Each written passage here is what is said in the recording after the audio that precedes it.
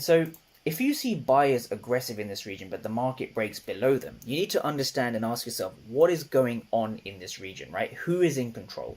And so the candle, the most interesting I want to kind of bring traders to is this candle. This was a green candle. You can see the candle was green by the body. But when we go into this candle and we look into more detail, what you can understand is that we had a lot of red delta creeping into the zone, right? So we actually had right at the top, if you look right at the top, we had zeros at the top, right? 0 for 8, 0 for 5.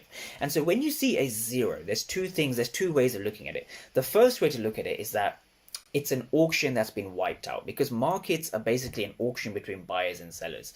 So when you see a 0 and an 8, for example, that means that there's 0 market participants hitting the bid and there's 8 market participants hitting the ask, right? So that means that there's no aggressive sellers, right? So when you see a 0 on one end, that means that the auction has been wiped out between buyers and sellers. So the way you want to kind of imagine it in your head is that buyers and sellers have agreed that this is a fair price. It means they're no longer interested in trading at that price. And also another way of looking at it is in terms of volume, right? So volume corresponds to the bid plus the ask. And so when the volume gets lower, obviously that means when you see a 0, the volume is decreasing.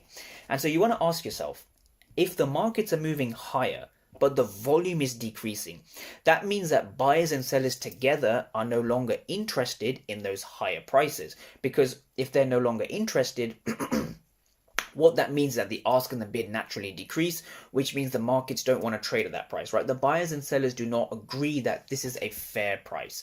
So you know something is going to happen in this region.